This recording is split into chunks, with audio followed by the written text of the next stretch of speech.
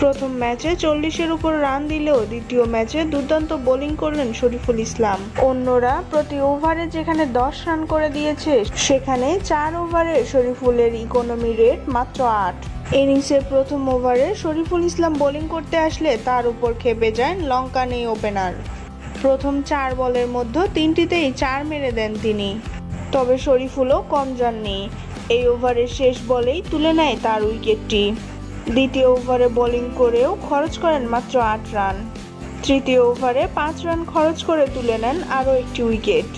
চতুর্থ ওভারে 8 রান দিয়ে 4 ওভারে মোট 32 রান খরচ করে শরীফুল তুলে নেয় 3টি উইকেট। তবে শরীফুলের ভালো বোলিংয়ের ফলেও তার দল আজকে জিততে পারেনি। 17 ওভার 1 বলের মধ্যেই জয় নিশ্চিত করে প্রতিপক্ষ দল গোলমার্ক বিলস।